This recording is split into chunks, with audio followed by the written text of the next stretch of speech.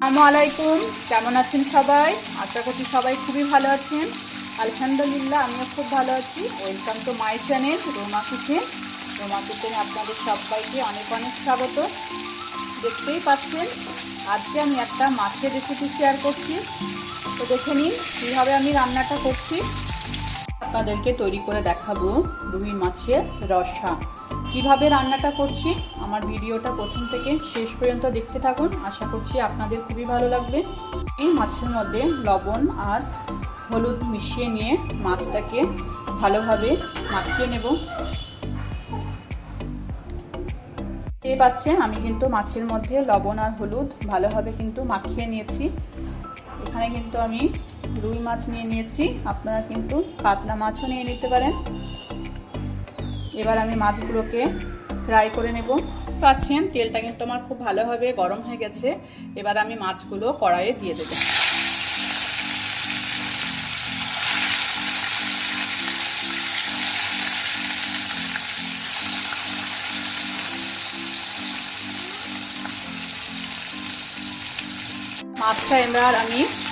মাছটাকে এবার আমি উল্টে দেব।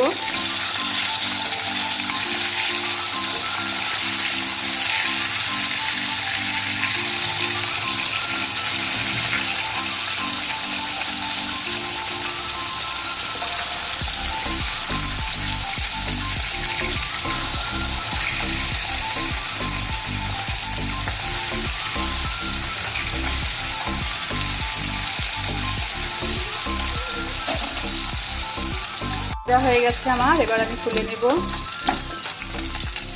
ভাজা তেলের মধ্যে আমি আর একটু সর্ষের তেল দিয়ে দেবো। এটা গরম হয়ে গেছে, এবার আমি পেঁয়াজ কুচিগুলো তেলের মধ্যে দিয়ে দেবো। লঙ্কা দিয়ে দেবো। পেঁয়াজটাকে আমি ভালোভাবে নাড়াচাড়া করে নেব। হালকা হালকা ভাজা ভাজা করে নেব পেঁয়াজটা। ভাজা ভাজা হয়ে গেছে, এবার আমি টমেটো কুচিগুলো দিয়ে দেবো।